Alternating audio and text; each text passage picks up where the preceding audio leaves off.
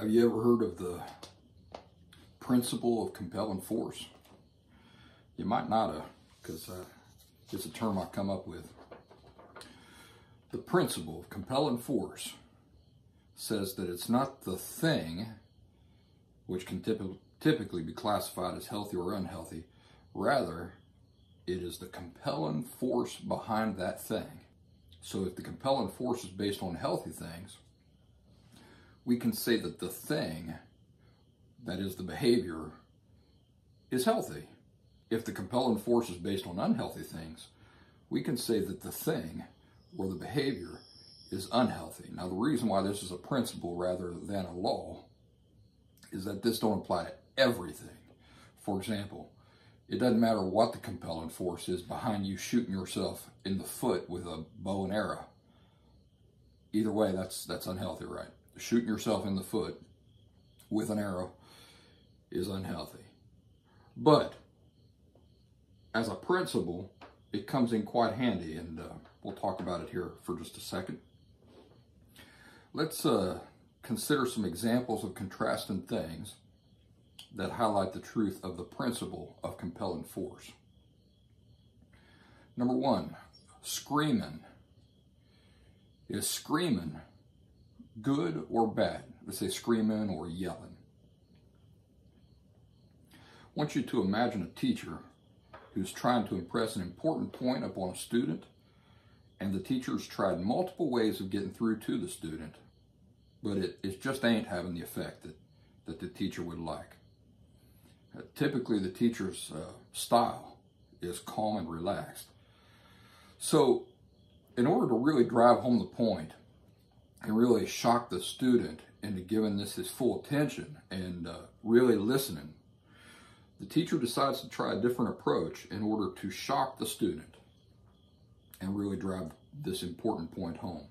So the teacher does this by screaming or raising his or her voice to full volume in what sounds like furious anger.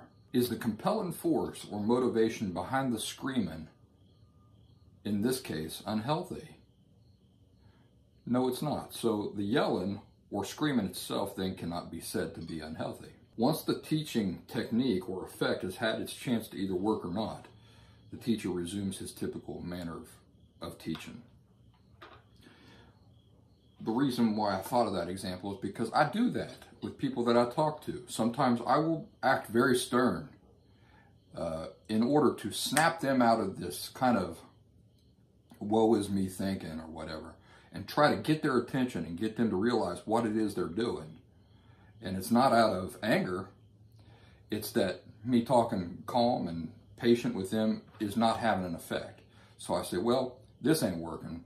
It's time to mix it up a little bit and see if I can get a better result by doing something a little bit more shocking. I had a history teacher I remember in high school who did that too. He would use yelling with great effect to really get the whole classroom's attention. And it wasn't out of anger that he was doing it. It was a teaching technique. So in case you were thinking that example is just way off the wall, it ain't. Now, on the other hand, let's say that a parent is screaming at his or her children because that parent lives with poor attitudes regarding the proper dignity that all people, especially his or her own children, deserve to be treated with. You know, that's the real explanation behind most parents screaming at their children. You see it in when you go to Walmart, you see these types of parents screaming at their children and just making a big old hurrah over really little dumb things. Is the motivating force behind the screaming in this example unhealthy? Yes. The compelling force behind this type of yelling is unhealthy, or the yelling in these circumstances is unhealthy. So then we can say that the thing itself, that is the yelling or the screaming, is unhealthy. It's not the yelling or the screaming itself. What determines if the yelling or screaming is unhealthy is the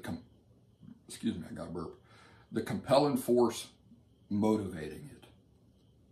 Number two example of contrast here, traveling. Is traveling a lot good or bad? Well, here are two examples contrasting the different compelling forces behind traveling.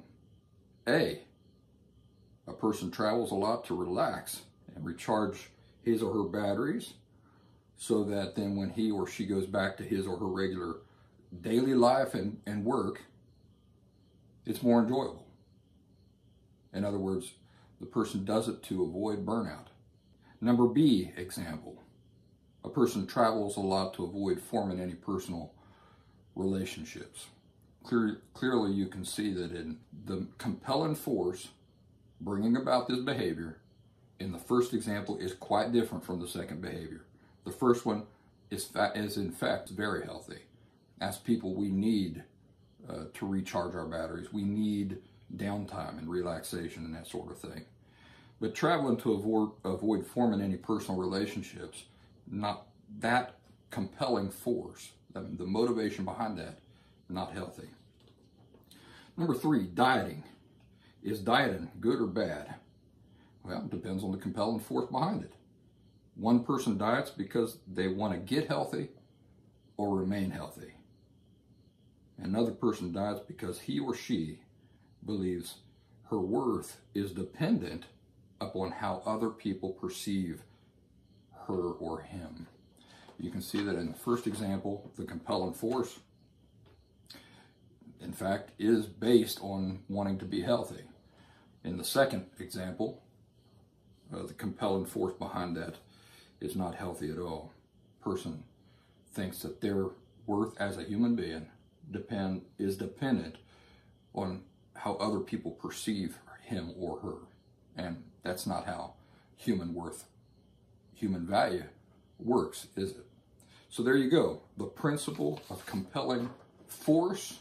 You might want to write that down and think about it.